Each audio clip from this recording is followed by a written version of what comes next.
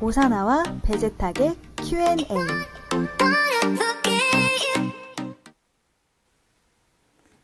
안녕하세요. Q&A 시작해 보겠습니다. 폭력하면 폭력은 동물의 방법이며 비폭력은 인간의 방법이다 라고 인도의 지도자 마하트마 간디가 이런 얘기를 했죠. 그런데 다른 곳도 아닌 지성의 전당인 대학교에서 폭력이 일어나고 있다고 하네요. 이런 믿기지 않는 일이 도대체 무슨 일일까, 어떻게 벌어졌는지 한번 들어보도록 하겠습니다. 안녕하세요, 국장님. 네, 안녕하십니까. 네. 네, 날씨 추운데 잘 지내셨어요? 네, 덕분에 아주 잘 지내고 있습니다. 네. 지난 12월 27일자, 네. 얼마 안 됐죠.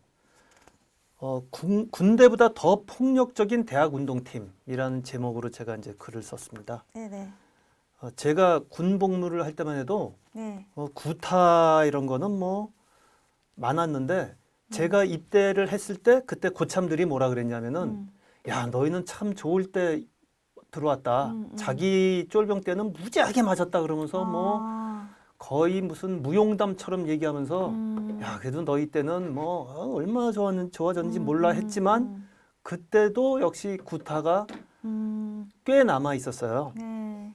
그리고 뭐 기합 이런 거는 뭐 머리 박어 이런 거는 뭐 기합도 아니에요.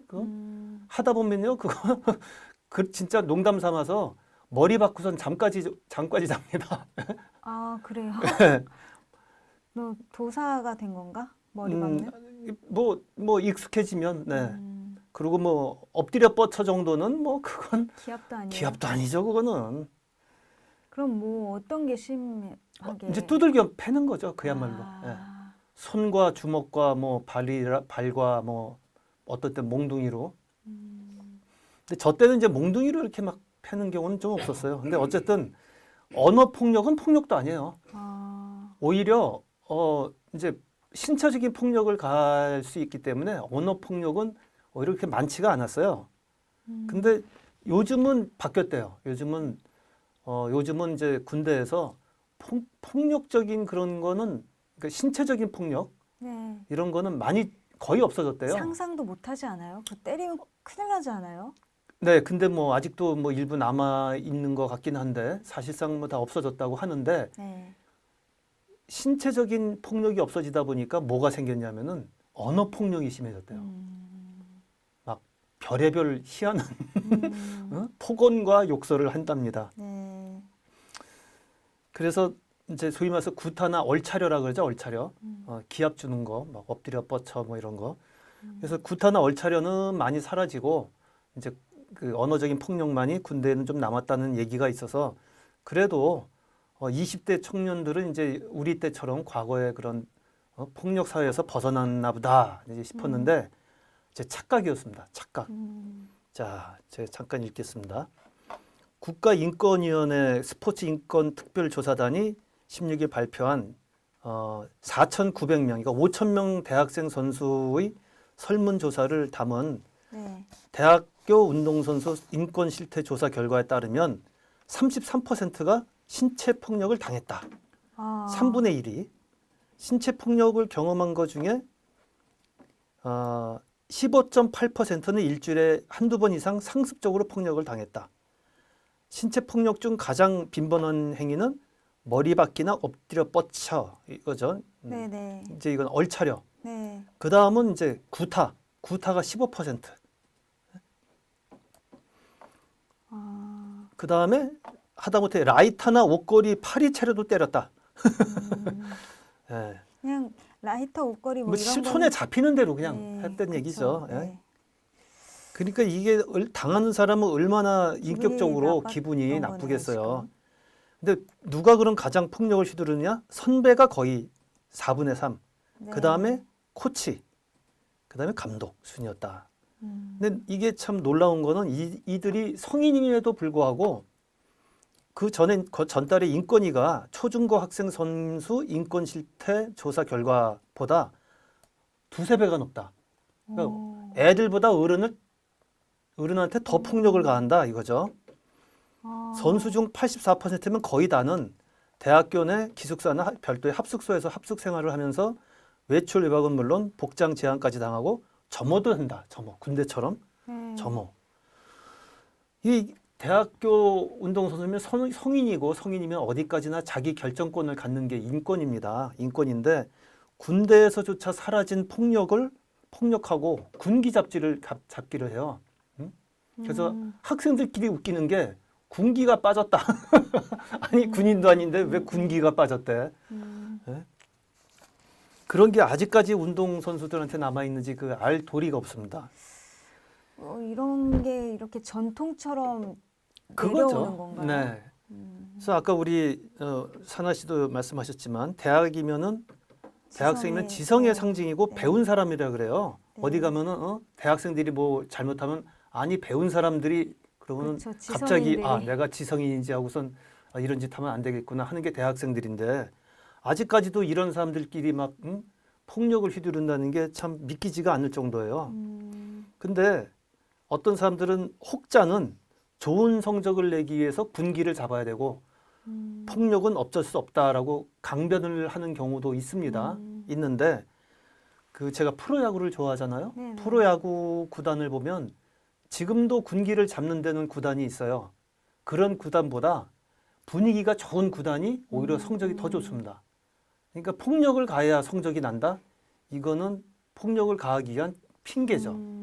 그래서 절대 폭력 이퀄 성적은 아니고 괜히 자기 분풀이나 네, 우쭐하는 생각으로 맞아요. 폭력을 휘두르는 게 아닌지 맞아요. 솔직하게 묻고 싶은데 근데 또 저런 건 있어요. 과연 그 얼차려와 어느 정도 규칙을 잡는 거에 차이가 또 뭐가 있을까? 제가 그 생각을 해봤어요. 여기는 이제 없는 글인데 예를 들어서 운동을 할 적에 누구든 어느 정도 규율에 따라야 될 의무가 있죠. 규율에 네, 따라야 될. 네. 예를 들어서 이렇게 하고 뭘 어떻게 해야 되는데 그렇게 못했어. 그러면은 어느 정도 벌칙을 줄 수 있는 거 아닙니까? 그럼 뭐 그렇죠. 팔굽혀펴기 뭐 20개 뭐 아니면 여기 운동장 10바퀴 돌기 뭐 할 수 있는 거거든요. 네. 그럼 그걸 폭력으로 볼 거냐? 아니면 규율의 한 가지 방편으로 볼 거냐? 좀 애매한 부분이 있어요. 근데 그런 거는 세계 어느 나라에도 다 있습니다. 운동팀은. 그러니까 그게 제가 생각할 적에는 그런 규율을 지키기 위한 것이냐 아니면 그야말로 자기 분풀이를 못 사겨서 하는 거냐 그런 차이로 봐야 되는 게 아닌가. 그러니까 훈련의 일종으로 보느냐 전혀 관계없이 보느냐 네. 그 차이로 분기 잡는 그런 건가. 그거는 그럼 당하는 사람만이 느낌은 바로 알겠네요. 본능적으로. 그렇죠. 이게 뭔지. 당하는 사람이나 그 팀원들은 다 알죠. 그래서 누구나 제가 생각할 적에 아마 만약에 우리가 뭘 했는데 어느 정도까지 못했다. 그래서 당하는 거는 수긍을 할 거예요. PT 체조라고 아세요? PT 네, 체조? 알아요. 아십니까? 네. 군대 가서 PT 체조. PT 체조 할 때 네, 이렇게 하는 이렇게- 거 맞죠? 뭐 그런 것도 있고 여러 가지가 있어요. 이제 예를 들면 쪼그려 뛰기. 그럼 이제 하나 둘 셋 하나 하면서 90도씩 돌아갑니다.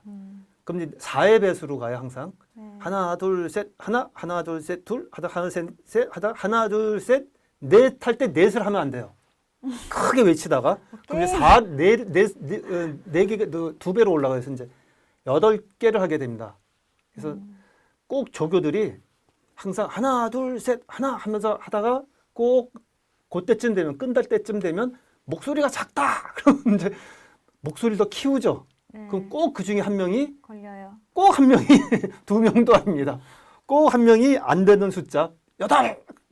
그럼 다들 이제 막 째려보고 이제 그런 거는 폭력이라고 생각을 안 해요. 군대에서 그런 정도는 그냥 룰이다. 예. 그리고 그렇게 해야 하체도 튼튼해지고 신체도 단련되죠. 네. 또 단합도 되지 않을까요? 그런 하다 보면? 것도 되죠. 그쵸, 예. 분위기가. 예. 폭력을 일으키는 이유를 자세히 살펴보면 그것은 자기 자신에 대한 열등감에서 비롯되는 경우가 많다라는 이걸 찾아봤는데 조사 내용이 있더라고요. 네. 예, 그 열등감을 폭력이 아닌 열정으로 승화시키셔서 좀 더 발전시켜가는 선수들, 학생들이 되기를 바랍니다. 그리고 두 번째 소식, 기사 해볼게요. 네. 건강에 좋다면 뭐든지 먹으려고 하는 사람들이 있어요. 네. 그걸 쓰셨죠, 국장님이 네. 지금. 그 사람들에겐 법이고 뭐고 소용이 없는데요. 그들은 바로 밀렵꾼들입니다. 뭐 아직도 그런 사람들이 있어? 라고 생각하시는 분들도 있을 텐데요. 네, 아직도 그런 사람들이 있다고 하네요. 오늘 네. 그런 분이 어떤 분일지 같이 살펴보도록 하겠습니다. 제가 이것도 뭐 얼마 전에 쓴 글입니다. 야생 동물에 죄 짓는 만물의 영장이라는 제목으로 썼습니다. 네. 겨울이 되면은 그 산 속에서 활동하는 동물들이 이제 자꾸 밑으로 내려와요. 먹을 게 없으니까. 그래서 내려오다 보면은 꼭 그걸 노리는 밀렵이 많아집니다. 근데 밀렵 도구가 주로 올무나 덫이에요. 그래서 뭐 올무에 걸려서 죽은 동물이나 덫에 걸려서 죽은 동물 보면 거기서 벗어나려고 그냥 애를 쓰다가 고통대로 당하고 결국은 죽어요. 너무 그렇다. 네, 막 상처가 심해서 네. 죽거나 뭐 굶어 죽거나 아니면 죽기 전에 발견이 그 올무를 친 사람한테 밀렵꾼한테 발견이 되면 또 거기서 죽겠거나. 그래서 얼마나 그 큰 고통을 겪고 죽겠습니까? 네. 근데 그 대상이 천연기념물이 뭐 사냥, 노루, 뭐 또 고라니, 뭐 이런 동물뿐만 아니라 하다못해 뭐 오소리 뭐 많습니다. 동물이란 동물은 다 이제 그 밀렵의 대상인데, 근데 이게 이제 고가의 거래가 되다 보니까 밀렵의 유혹에서 이 밀렵꾼들도 이제 벗어나지 못하는 거죠. 근데 밀렵 단속을 했다 해가지고 뭐 몇 마리를 어떻고 뭐 했다는 얘기는 있는데 실제로 1년에 밀렵이 얼마나 당하고 있는지 그 정확히 조사된 숫자가 모르겠네요. 없어요. 그러니까 정확히 알 수가 없고 또 그 밀렵을 막기 위해서 동물보호단체에서 그런 밀렵 도구, 올무나 그 덫을 제거하는 행사도 많이 합니다. 그러면은 정말 엄청나게 많이 나와요. 근데 단속을 해도 단속을 당하면 벌금형에 그치는 경우가 많다 보니까 이 사람들이 뭐 까짓거 벌금 얼마 내지 뭐 걸리면 얼마 내지 하기 때문에 그래서 안 준 게 아닌가 하는 생각도 들고 사실 가장 근원적인 건 뭐냐?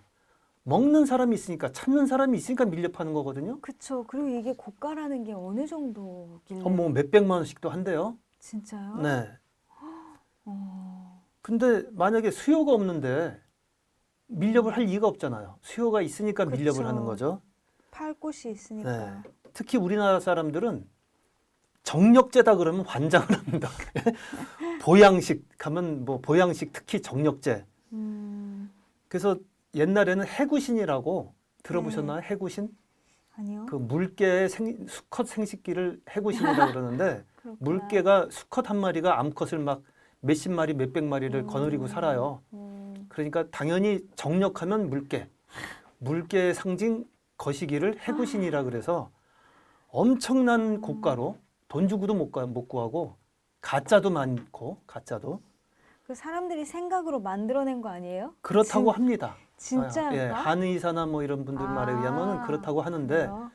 그러나 다행히도 요새 이제 그 비아그라나 이런 성기능 개선약이 이제 등장하면서 정력제에 대한 수요도 많이 줄었어요.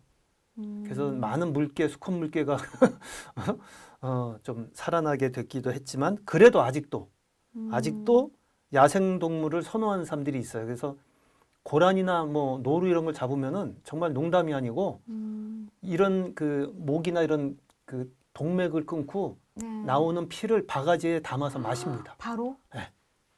실제로. 어떻게 이게 실제로 있는 얘기예요. 피를 막 마신다고요? 네. 하다못해 물론 이제 그 사슴 농장 같은 데서 저기 그 녹용을 이렇게 잘라내면 그 피가 나오거든요. 그걸 빱니다. 거기 입을 대고 빨아요. 사람들도 참. 네. 그래서 뭐 하여튼 그 먹으면 효과가 바로 나타나나? 그렇게 믿는 거죠. 어쨌든. 네. 그래서 그게 우리나라에서 엄청 비싸고요. 그렇게 하려고 해도 다 아무나 못 하는 거. 그렇죠. 네. 돈도 많이 내야 되고. 네. 아니면은 뭐 자기가 엽사가 돼서 뭐 그거를 자기가 잡자마자 엽사들이 많이 또 그렇게도 해요. 그러니까 엽사를 하시는 분들이 그런 것 하려고 하시는 분들이 있어요. 또 물론 이제 그것도 허가 받고 몇 마리까지 허가 받고 하는 게 불법이 아니니까. 그런데 네. 좀 그런 행위를 보면 좀 참 그쵸. 야만스럽죠. 아, 그래서 우리나라에서는 농담 삼아서 바퀴벌레를 전멸을 시키려면, 멸종시키려면 바퀴벌레가 정력이 좋다라고 그러면 아마 멸종이 될 거다라는 우스갯소리도 있었잖아요. 응? 하다못해 또 그래서 이 야생동물들을 좋아하다 보니까 뭐 또 곰을 잡으면 웅담부터 띄어냅니다. 딴 거 다 치우고. 그래서 즉석에서 잡수는 분도 그 안에 무슨 기생충이나 세균이 있는지도 모르고 막 그렇게 드시는 분도 있어요. 예? 아유. 그래서 가장 문제는 그런 밀렵하시는 분들은 그 야생동물이 죽거나 뭐 고통을 당하거나 이런 거는 뭐 아무런 상관이 없고 오로지 돈벌이만 되면 된다, 아니면 내 몸만 좋아지면 된다, 이렇게 생각을 하면서 어떻게 생각하냐면은 사람이 만물의 영장이니까 뭐 동물을 내 맘대로 왜 못하냐, 내 맘대로 할 수 있다, 사람이 만물의 영장인데. 근데 이거 영장이란 얘기가요, 영장이란 뜻이 제가 여기 이제 보시면 네. 한자로 영장 이렇게 쓰죠. 영은 신묘한 능력, 네. 영적으로 뭐 어떻다 이런 거 있잖아요. 네. 그 영자입니다. 그래서 만물의 영장은 신묘한 능력, 즉 학문이나 예술, 기술, 법률 등 동물들이 갖지 않은 능력을 지닌 존재다라는 의미지, 만물의 영장이라 해서 뭐 동물에게 고통을 마구 주거나 마구잡이로 막 죽여도 된다는 의미가 절대 아닙니다. 그래서 진정한 만물의 영장이다 그러면 오히려 그 능력으로 동물을 보호하고 보호해야겠네요. 밀렵을 하지 말아야 되죠. 왜냐하면 야생동물들도 엄연히 사람처럼 이 땅에서 살아갈 권리를 가진 존재거든요. 동등한 생명체고. 근데 전혀 그렇지가 않은 게 문제죠. 또 저런 경우도 있어요. 어차피 뭐 소 키워서 도살장에 가서 죽이는 거나 내가 뭐 올무를 하든 뭘 하든 죽이는 거나 뭐가 다르냐, 죽이기는 마찬가지인데. 같은 동물이고. 네. 근데 그 동물을 잡을 때도요, 지켜야 될 도덕이 있어요. 예의. 네. 사냥꾼들은요, 한 방에 죽여야 됩니다. 동물을. 네, 고통을 느끼지 않게. 도축장에서도 한 방에 죽여야 돼요. 그래야 즉사를 하거든요. 이거는 옛날에 백정이라 그래가지고 그 동물을 잡는 걸 업으로 하던 사람들이 있었잖아요. 네. 그 사람들에서도 내려오던 전통입니다. 동물을 고통을 주지 않고 한 방에 죽여야 된다. 그게 장인 정신이었어요. 거기서는. 그게 그나마 생명 존중의 사상인데, 올무나 덫을 놓는 사람들은 전혀 그게 아니거든요. 그리고 도축장에서 잡는 합법적인 동물은 어차피 사람이 고기 안 먹고 살 수는 없잖아요. 근데 이 야생동물들은 전혀 그거하고는 관계가 없어요. 그래서 저는 야생동물 밀렵꾼이나 일부 몰지각한 이런 걸 찾는 소비자들한테 한번 묻고 싶은 게, 당신들은 종교가 있나? 교회나 뭐 성당 절에 안 다닙니까? 다니면 그런 데서 그렇게 가르쳤습니까? 함부로 막 고통을 주라고. 또 하나는 밀렵을 안 하면 굶어 죽나? 요즘 얼마나 할 게 많은 세상인데 편하게 돈 벌려고 그러는 거죠. 야생동물한테 그렇게 죽음과 고통을 주는데 미안한 마음, 죄 짓는 마음이 없나? 난 이런 걸 물어보고 싶어요. 그 밀렵꾼이나 이런 동물을 찾는 사람들한테. 그래서 저는 이런 분들은 반드시 나중에 돌아가신 다음에 이런 야생동물로 환생해서 똑같은 경우를 당할 거다, 이렇게 생각을 합니다. 정말 진짜 잔인했나요? 아니 그게 아니라 국장님 참 가끔 보면 글들도 그렇고 코믹한 것 같아요. 우리는 정말 만물의 영장입니다. 그래서 만물의 영장인 우리는 세상을 더 아름답게 만들어야 할 의무가 있습니다. 그저 우리의 이익, 자신의 이익만을 위해서 자연스러움을 파괴하는 건 만물의 영장이 할 일은 아닌 것 같습니다. 서로의 살아감을 존중하면서 세상의 이치를 바로 세워나가는, 그리고 동물을 전혀 사랑하지 않으시는 분도 있겠지만 그래도 막 생명을 그렇게까지 몰래 법을 막 불법을 하면서까지 하지 않으셨으면 좋겠네요. 저희는 그럼 오늘 여기까지 하겠습니다. 고맙습니다. 네, 감사합니다. 고맙습니다. 오사나와 베제탁의 Q&A.